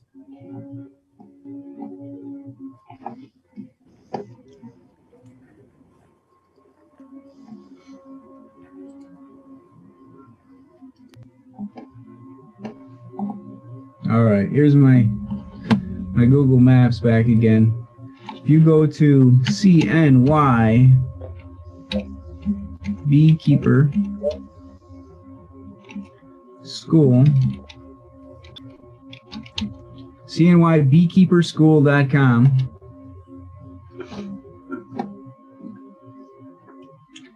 And click on this little calendar right here, this orange button. It'll bring up the events or the different things that's happening. The 22nd is guest speaker Aaron Lang. He is a surgeon. He's a doctor from Rochester who's kept bees, I think, 8 years, and he does a great job. He's very anal, so he's got everything, all his ducks in a row or his bees in a row or whatever, and he's got a system that works, and he's going to share that. He's one of the people.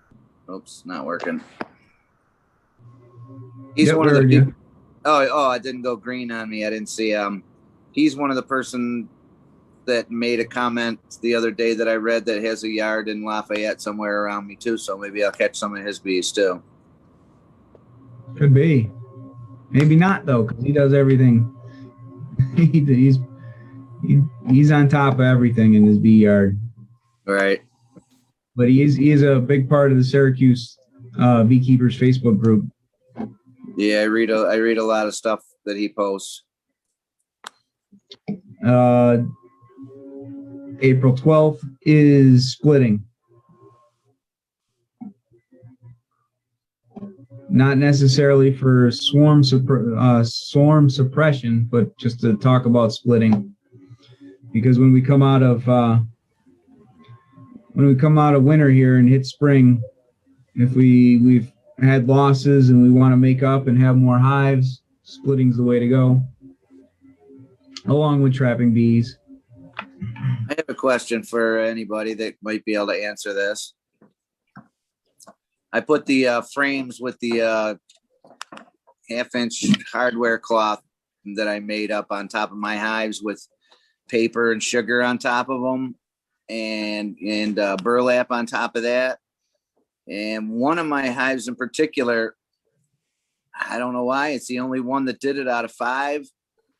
I keep taking hot water in a bowl of water out there and wiping off my landing spot because there's melted sugar syrup all over the place on a hot day or whatever out there. It just gathers up across all over the place, making a mess.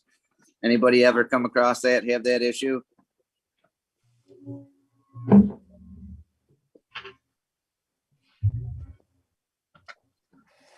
Yes. I'm guessing here, it sounds like there's too much moisture in there. Yeah, I mean, I assume I did pull my covers today real quick on a couple of them. That was one of them, just to take the inner cover and top and looked, and my paper, they haven't even chewed through that paper yet, and all my sugar's on top, even though the sugar's all moist. So I didn't understand where it's all coming from, so it kind of baffled me a little bit. What type of insulation do you have on top of your hive? I have 0. I wrapped them in tar paper. And like I say, I do have the vented inner covers. And I made myself the frames with the sugar and paper and burlap on top. That's it. Then I would say your moisture that's going up through the sugar is hitting the cold top and condensing on the sugar. And it's just draining right out the bottom. Yeah, it's got to be. I'll have to try to see why only one hive out of all of them did that, and what I can do to correct that issue. All 4 of my hives have 2-inch rigid foam on top of them.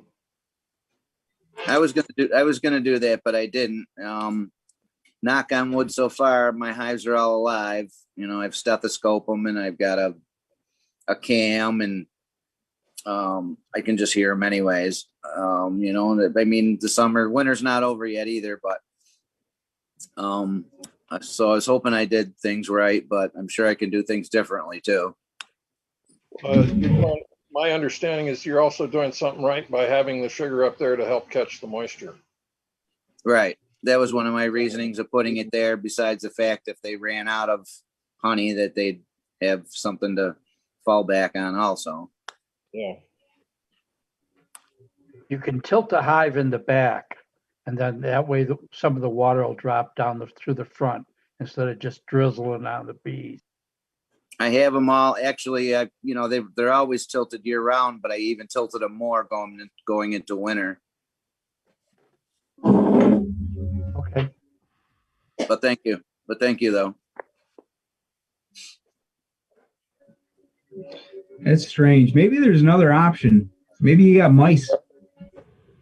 Maybe you got something chewing away at the comb, and the honey itself is dripping down the comb and out the front. Yeah, that's one thing that I fell short on, was I had the hardware cloth to put on all the entrances, and I never got to it. And I don't know if anything's in there or not, even though my entrances are reduced. That doesn't mean that they're not mice in there. Yeah, they'll live in there, and they'll live together with the bees for a while until summer hits, and then the bees will kick them out. Yeah.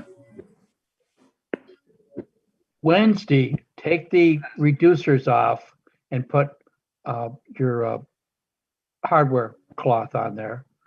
And that should give you more ventilation, and then protects you for your bees.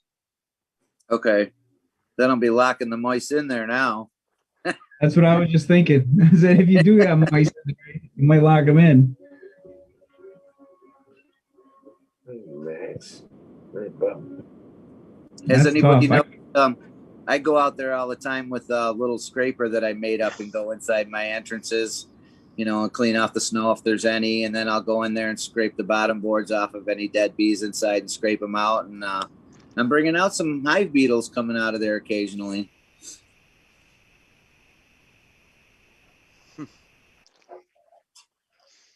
Are you in New York? Yeah, I'm in south of Syracuse. Okay. I'm in New Hampshire. I haven't seen any hive beetles. Thank God. Yeah, I don't think I have a ton of them, but all through the summertime, you pull a cover off or whatever, and you see a few here and there. And I got traps with the oil traps in there, and I catch a few. But as I'm scraping bees out occasionally out onto the snow, I see a few beetles come out, dead ones.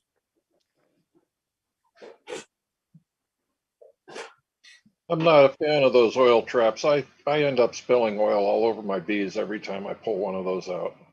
I don't like them either, and I won't be using them anymore. I'll go to something different. Yeah, I don't see there's not enough. I tried oil traps too and different things, but I haven't really seen enough hive beetles to really worry about. I think that's more of a southern warmer climate type problem for now. There's been years where I'm gonna try to make the homemade CD cases there, maybe the Swiffer cloths there or whatever, see what happens. Yep. I heard just using that bottom board material, that plastic corrugated bottom board material, you cut a square and they climb into the little holes in between. Yeah, that's an idea. Oh yeah, a lot of those things with the CD case and the corrugated stuff, they use rat poison or not rat poison, cockroach poison in those things. So they crawl in and eat it and die and stay in there. But I don't recommend that. I wouldn't want to put poison in my hives of any kind. Question in the chat here, I'm going to read so I can answer it, see what this says. I think your video showed using frames with full foundation in the swarm trap, but I read several places that it is better to use just starter strips so they feel there is more room. Which do you normally use if you don't have actual comb or brood to use? Starter strips. Starter strips, always. Always starter strips, because you got to give the bees direction to build. If you put frames in there, you want them to build on the frame, and you want them to build straight across the frame. Part of putting it, locating the hive north to south is so they build it within, the compass needle. They always build in the direction of the compass needle, and your frame should be in the direction of the compass needle with a starter strip. So they decide to build where that starter strip is and not between two frames, because you could end up with a piece of comb between each frame, and just end up with a brick of frames that you got to pull out in a big mess. I know the video I made, and right now all I have is this one frame of comb. I didn't have any frames with starter strips to show, but I think I did say it, to use a frame or two of comb to attract the bees, and something like this will give the queen someplace to start laying immediately, and then the bees will draw out the rest of the frames in the direction you try to get them to. You encourage them to go in one way. They'll still do other stuff you don't like, but that's just the way it goes. But yeah, the bees need room, so you don't want to fill the whole thing up with comb. They want to have room. They're primed and ready to go to make wax, and take advantage of that. Get some good frames drawn out. I have a question on I don't know if I've asked this question before. I talked about starter strips before with one of your talks. I only have plastic, wax coated plastic foundation. Can I cut that into starter strips, or should I order myself some wax foundation? Yeah, you can cut it in this. You can cut it in the strips. You can use that. Where do you live, Mark? Mark, where do you say you live? I'm in Tully. Okay, I'm over here in Canastota. You get yourself over here, and I'll give you some plastic sheets. Or not plastic, wax sheets. I have like a whole box. I've got 2 boxes of 20, and I've hardly used any of it. So just PM me after on Facebook or something. And okay, sounds good. Yeah. I mean, I'm in your area occasionally, so maybe I can find you. Okay. As far as how I do my frames and my traps, unlike Bill has the 6 frames, I have the 5 frame box. I put my brood comb in the center. I go out from there. On both sides of the brood comb, I put starter strips, and on the outside, so that I put more a foundation, either plastic foundation, and let them build up on that, or brood comb, or more comb out there. So I'm always giving them that space that it kind of dictates where they build their comb and how they build it. Sounds good. Thank you. That's my preference. I was going to mention one more thing about instead of starter strips, some people take like popsicle sticks and just put them in the high vertically, or into the frames vertically. That gives them kind of a point where they will start to draw from in that one narrow strip. Where if you just have a flat top bar where you've got that wide area that's just flat, they can build it here, they can build it in the middle, they can build it on this edge. But if you've got a dip, like a little piece of wood down in the center, they'll start at that low point and build right there. So you could use popsicle sticks. You could take little different little things and put them in there, just to kind of give them a spot to go some direction. Gotcha. Use the popsicle stick, and then just take some burr comb and rub the popsicle stick with the burr comb. Yep, you can do that. I actually bought some better comb this year to put in it. Yeah, gotta be almost. And a swarm trap or a box? I wouldn't waste the better comb on a swarm trap. No, Yeah. not even one, so they can get going right away. Yeah, well, if you got it and you want to try it, more power to you. But I don't know, how much is that stuff expensive? I assume it's expensive. Yeah, it's extremely expensive. It's just for the comb, not even on the frame. It's like $54 for 10. Yeah. And then you got to buy the frames and then the heater to melt them into the frames. Would that be good in a swarm trap? It's a new technology. It's pretty neat. It's amazing what they can make now. They used to be what? They used to use plastic. Well, they use plastic now. They used to use aluminum. How about aluminum foundation? Or different things they've tried. They've used aluminum. They've actually made aluminum comb. Huh. That must taint the honey. I would think so. Honey's an acid. Aluminum breaks down in acid. Yeah. Dave, did you say that Mid-York is having a Zoom meeting tomorrow night? That's what John Yes. published earlier. Yes. Okay, 7 o'clock. Tomorrow at 7. Okay, thank you. Mid-York's got a meeting tomorrow night. So, all right. Well, anybody got last thoughts? I'm gonna hang this up.